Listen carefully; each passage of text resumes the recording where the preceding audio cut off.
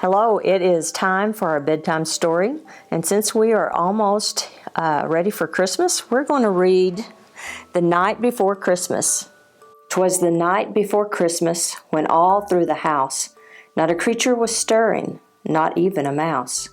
The stockings were hung by the chimney with care, in hopes that St. Nicholas soon would be there.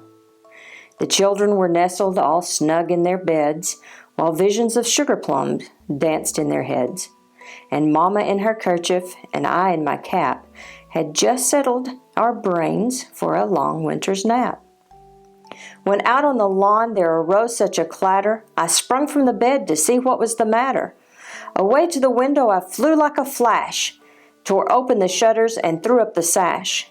The moon on the breast of the new-fallen snow gave the luster of midday to objects below.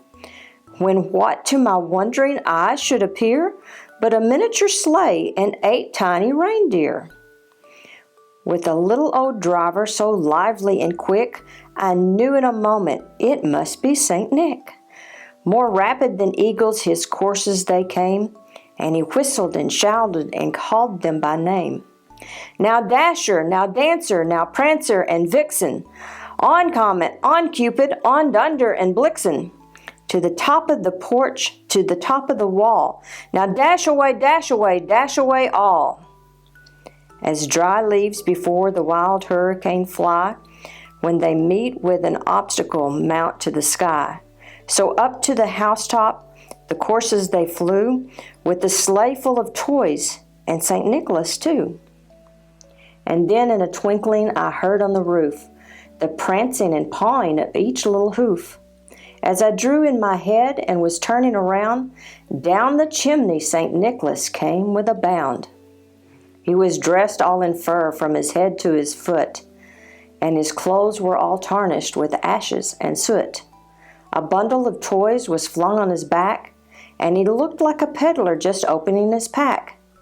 His eyes, how they twinkled, his dimples, how merry. His cheeks were like roses, his nose like a cherry. His droll little mouth was drawn up like a bow, and the beard of his chin was white as the snow. The stump of a pipe he held tight in his teeth, and the smoke it encircled his head like a wreath. He had a broad face and a little round belly that shook when he laughed like a bowl full of jelly. He was chubby and plump, a right jolly old elf, and I laughed when I saw him in spite of myself. A wink of his eye and a twist of his head soon gave me to know I had nothing to dread. He spoke not a word, but went straight to his work, and filled all the stockings, then turned with a jerk, and laying his finger aside of his nose, and giving a nod, up the chimney he rose. He sprung to his sleigh, to his team gave a whistle, and away they all flew like the down of a thistle. But I heard him exclaim, ere he drove out of sight, "Happy Christmas to all, and to all a good night."